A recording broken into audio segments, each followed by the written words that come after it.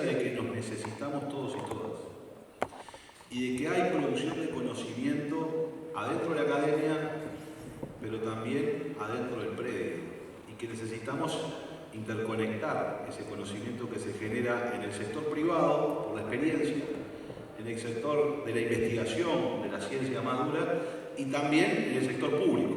Es un poco lo que se decía aquí. Bueno, a ver, ¿cómo hacemos para, en definitiva, tener lo que yo llamaría una estrategia productiva? Tener una estrategia productiva en un país como el Uruguay requiere justamente tener intercambios muy abiertos. Yo, por ejemplo, que nací en Montevideo y que el máximo de tierra que tuve en mi casa fue una maceta, un par de macetas que tenía mi vieja en realidad, el asunto está en que cómo generamos políticas públicas para un sector que es vital para el Uruguay, porque el país va a ser agroexportador, fue agroexportador y seguirá siendo agroexportador. Y entonces no caer en esas contradicciones de que hay una diferencia entre la ciudad y el campo, cuando en realidad lo que hay son cruces, porque el campo sin la ciudad va a ser difícil que pueda comercializar sus productos, ¿no? Y la ciudad sin el campo no va a tener alimentos, en definitiva. Entonces, me parece que acá hay que hacer algunos cruces importantes para pensar los desafíos que tiene un país como el Uruguay hoy en el mundo en el que estamos, que además es un mundo hiperconectado. Y es un mundo donde nos afecta enormemente y particularmente nosotros tenemos una característica. Muchos de los países exportadores de productos agropecuarios lo que hacen es exportar en realidad lo que les sobra, básicamente. Porque garantizan su mercado interno, porque tienen mercados internos potentes, ni que hablar de Estados Unidos, y luego exportan el excedente. El Uruguay es distinto, porque tenemos un mercado interno muy pequeño y básicamente exportamos la enorme mayoría. Eso nos pasa en la leche, nos pasa en el arroz, nos pasa en la carne, nos pasa en todo. Y eso tiene, para un país como nosotros, que además es pequeño y por tanto en términos de volumen tiene dificultades para competir en el mundo, la necesidad imperiosa de que estamos enfrentados a tener diversificación de nuestros productos por la vía de la calidad, la inocuidad, y ahora entra todavía un tema bien importante que es la huella de carbono, ¿no? Porque el mundo está avanzando en ese tema, que se puede transformar mañana en una nueva barrera para arancelaria, ¿no? Y eso hay que tener mucho cuidado, porque si nosotros no nos preparamos en eso, mañana va a decir, bueno, acá no vas a poder entrar, tenés trazabilidad, tenés esto, pero resulta que no me podés garantizar la huella de carbono tuya, entonces de acá no entras, ¿no? Guarda con esas cosas, porque el mundo rico siempre tiene la capacidad de inventar muchas cosas para trancar al tercer mundo, en definitiva, del que depende, que es el productor de alimentos. ¿Pero por qué pongo esto? Porque me parece que hay enormes desafíos en el mundo en el que estamos, gigantescos. Si uno piensa que la mitad, el 54% de la población del mundo es urbana, y todas las agencias internacionales creen que de los 7.700 millones de seres humanos que hay sobre la Tierra, en 20, 30 años vamos a ser 9.000 y pico. Y por tanto, el gran desafío que tiene la gobernanza del mundo es alimentar a esa gente. Porque uno puede tener todo el dinero del mundo, los ejércitos más grandes, pero si los estados nacionales no logran resolver la alimentación de su pueblo, están en un problema. Y esto genera enormes tensiones en el acaparamiento de tierras. Acá se ponía arriba de la mesa el tema de la extranjerización. Bueno, hay países en el mundo que tienen más tierras fuera de fronteras que adentro, en Corea del Sur. Corea del Sur ha logrado, sin ejército, ampliar el 100% de su tierra productiva, afuera, comprándola. Y China es hoy el país del mundo que tiene más tierra comprada en el mundo. Entonces hay desafíos enormes en términos de soberanía, porque lo que están tratando de garantizar esos países es el acceso a los alimentos para su pueblo. Entonces acá hay debates que son muy grandes, porque si nosotros no nos guardamos la posibilidad de discutir, por ejemplo, ciertas limitaciones, porque caemos en esa idea. Hay un economista surcoreano que escribió un libro que se llama Retirar la escalera. No habla de nada agropecuario, pero habla de todo, algo muy importante que es agropecuario. Él dice, los países desarrollados tenían una escalera para desarrollarse, y una vez que llegaron, le dicen a los países subdesarrollados que no la utilicen, corren la escalera. Entonces no pongas el Estado, no pongas regulaciones. Todo lo que han hecho los países desarrollados nos dicen a nosotros que no lo tenemos que hacer, ¿no? En esa idea que vos resumías diciendo, son todos muy liberales, pero para venderte, pero para comprarte no son nada liberales, ¿no? Entonces, este es un enorme problema porque en muchos de los países que se desarrollaron sobre la base de las regulaciones y de los incentivos que se generan tanto para el sector privado, el sector público y el sector académico, donde surge en definitiva la innovación. Porque acá estamos pensando en el desafío del desarrollo agroindustrial. El desafío del desarrollo agroindustrial sin innovación no será posible en el tiempo que vivimos. Pero por poco está arriba de la mesa porque va a haber una enorme demanda de alimentos en el mundo. Gigantesca, está viendo hoy. Y además hay un fenómeno que ya se dio, si uno lo mira, desde el 2000, yo traje algunos numeritos nada más, pero del 2000 al 2019, la producción del mundo de soja se duplicó. La del maíz creció un 81%, la del arroz un 29%, la de la carne un 23% y la del trigo un 24%. ¿Por qué sucede esto? Porque se dio un fenómeno geopolítico mundial muy trascendente. Y es que los asiáticos decidieron empezar a comer. Y las clases medias del mundo probablemente en el futuro estén ubicadas en Asia y por eso ha cambiado parte del comercio internacional que antes era el Atlántico y ahora es el Pacífico. Y ahí hay un debate gigantesco para nosotros que estamos de este lado, que no miramos para nada el occidente, mira el oriente. De hecho, damos historia universal en los liceos que refiere simplemente a la historia de occidente. De oriente no sabemos nada. Y es nuestro principal comprador de carne, que es China. Igual seguramente vamos a poder entrar en Japón, como estamos entrando, y probablemente seguiremos entrando en el sector asiático, pero sabemos muy poco de eso. Entonces decía, para comprarte te tienen que conocer, pero para vender también tienes que conocer al otro, porque si no, no sabes cuáles son sus necesidades. Y entonces pensar en cómo nosotros logramos mercado también implica dejar de pensarnos a nosotros mismos. Así lo hacemos, lo hicimos siempre así, lo vamos a seguir haciendo así, porque tenemos estos productos que lo va a querer el mundo, porque además la población mundial va a crecer. Ahora también tenemos que pensar en qué va a demandar la población. ¿Qué van a demandar nuestros clientes en el mundo? ¿A quién queremos llegar? ¿Cómo consumen? ¿Cuáles son las exigencias en términos de calidad, inocuidad, en términos de lo que tiene que ver con la sustentabilidad del medio ambiente, que es un tema que se ha colocado con mucha fuerza? Para algunos productos que son estrellas como la carne, que seguramente lo va a consumir en China, que vendemos, nuestro principal comprador de carne es China, pero en realidad el pueblo chino no tiene idea de cómo es la carne uruguaya, ¿no? Come el 2%, el 3% de los más ricos en China son los que comen carne. Y en realidad la soja que nosotros le vendemos a los chinos no la comen tampoco los chinos, porque los chinos no aceptan soja transgénica para consumo humano. En realidad nosotros vendemos soja que es un producto intermedio, porque es alimento para básicamente los porcinos, ¿no? Pero es lo que hacemos.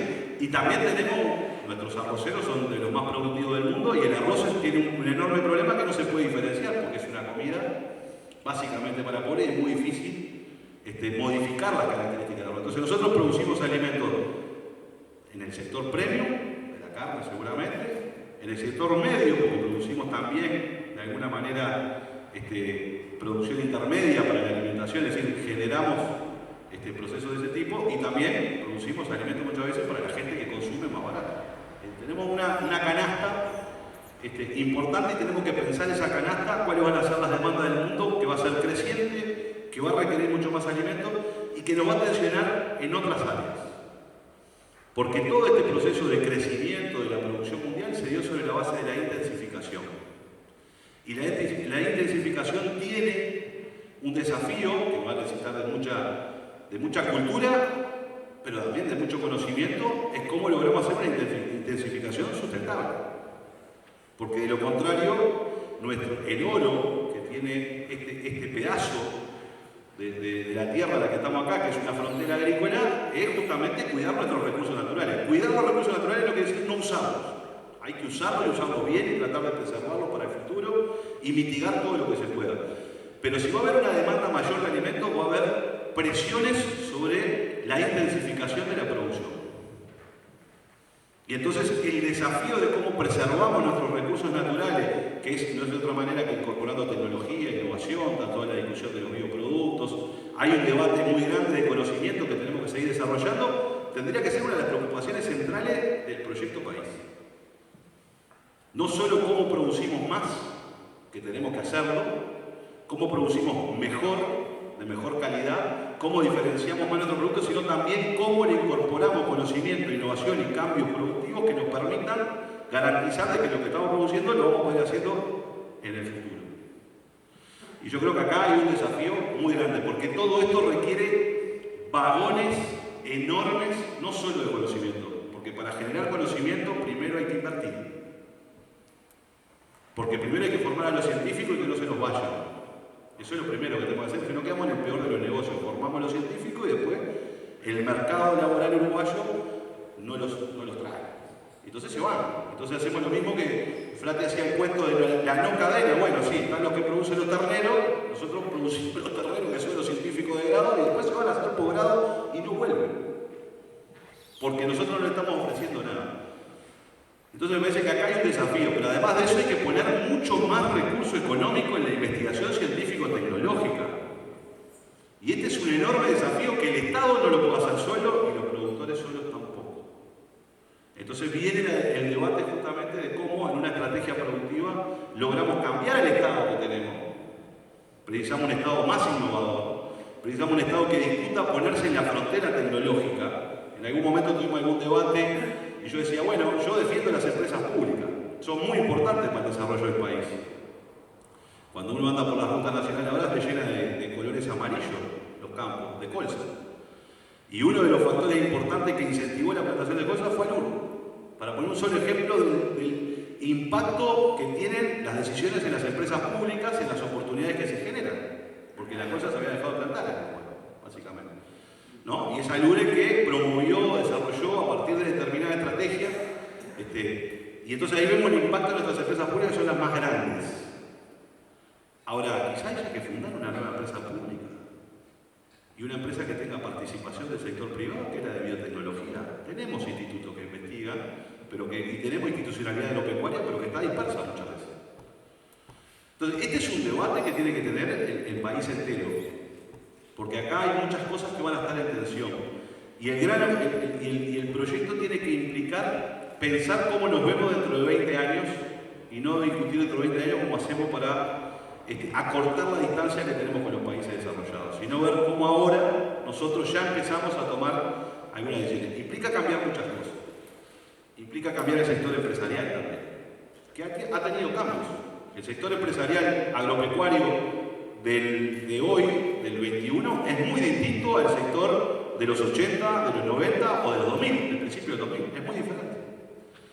Los debates que tenía el Uruguay anteriormente era si los productores agropecuarios eran tomadores de tierra o eran productivos, porque en realidad lo que buscaban era la captación de renta, ¿no? Y el Estado muchas veces también tiene esa visión de que lo que busca el Estado es el captador de impuestos, ¿no? Entonces ahí se va un debate entre si tenemos que apostar más a la inversión, a la innovación, y yo creo que hay, en esta zona además del país, hemos visto apuestas a la inversión gigantescas. O sea, y apuestas al riesgo también del sector empresarial, que muchas veces se asumía que el sector empresarial agropecuario era el más adverso al riesgo. Yo digo, debe ser un error fundamental de la capital, ¿no? Porque es proceso productivo al aire libre que no tenga más riesgo que eso. O sea, hay que ser guapo para producir al aire libre. Otra cosa es producir dentro de una fábrica, donde vos tenés todo controlado, subís la llave, tenés la energía eléctrica, etcétera, etcétera, y tenés el techo tan calefaccionado. Ahora, cuando producís al aire libre y además sos tomador de precio, vaya si tenés que tomar riesgo. Pero también hay que tomar riesgos a la hora de pensar la inversión en la tecnología y en la innovación. Yo recuerdo cuando estuve en la Facultad de Ciencias Sociales, decía, claro, estudié poco, pero estudié en la cadena cárnica. Uno de los grandes problemas que tenía la cadena cárnica en aquel momento era el debate entre los frigoríficos para eliminar la marca del ganado, ¿no? Vos marcás, y en aquel momento que se trabajaba, el frigorífico cubría los costos de faena con el cuero, ¿no? Entonces, claro, para el frigorífico era un problema porque vos pones la marca y pierdo ese pedazo de cuero. Y había una cuestión cultural de cualquier productor ganadero que decía, no, mi ganado yo lo marco con fuego, no me venga porque le voy a poner con pintura, que no sé qué, es una cuestión cultural, lo veo de arriba, lo veo de todos lados, sé que es mío, no me lo pueden cambiar. Y ahí había una clásica discusión de incentivo, porque el frigorífico quería que vos nos marcaras, cambiaras una cultura, pero no te daba nada a cambio, ganaba solo el frigorífico. Entonces yo cómo voy a dejar de marcar si yo no gano nada, ¿no? Entonces en estos debates también hay un debate de cuáles son los incentivos para los actores privados, que está muy bien, quieren el lucro, quieren ganar, tiene que ser de alguna manera justa y tiene que ser sustentable pensando para adelante. Entonces creo que hay que cambiar también la visión empresarial que tenemos desde las instituciones instituciones públicas y los empresarios tienen que cambiar también la visión que tienen del Estado, no verlo como el enemigo, sino verlo como un socio. Porque el desafío gigantesco de inversión y el desafío gigantesco de pelea en el mundo para permanecer en los mercados no lo puede llevar adelante los productores. Lo va a tener que llevar adelante el Estado con su diplomacia, con su capacidad, con su integración. Entonces tenemos un enorme desafío de pensar desde ese lugar. Entonces quizás en vez de discutir yo cómo capto renta y vos cómo me cobras impuestos, capaz que discutir cómo invertimos juntos para obtener ganancias los dos. Y yo creo que este es el otro desafío. Tendríamos que tener la capacidad de generar un enorme fondo para la inversión en ciencia y tecnología aplicada, y acá también hay un debate que tiene que ver con la academia, ¿no? La academia tiene que investigar en función de qué, con la mayor libertad posible, porque muchas veces la investigación básica es la que después, años después se puede luego generar tecnología e innovación que después se transforma en un producto, pero si no hubo investigación básica, imposible, ¿no? Entonces la investigación tiene que ser independiente, pero también tiene que ubicarse en una estrategia de país, en las necesidades que tiene el país. Entonces, ¿cómo vos generás esta discusión en que los científicos no pueden investigar de cualquier cosa? Y más en un país pobre, tiene que tratar de tener la duda científica para orientar su investigación, pero también tiene que haber un relacionamiento muy estrecho en las necesidades que se presentan en el sector productivo para que la investigación que desarrollamos resuelva los problemas del sector productivo. Porque la innovación, ¿qué es resolver un problema que los actores que están participando no lo tenían como problema. Porque por eso es una innovación, algo distinto, algo nuevo. Entonces me parece que acá hay temas para colocar arriba de la mesa de la necesidad de una asociación entre el Estado, los privados y la investigación científica y tecnológica para poder impulsar una estrategia de desarrollo.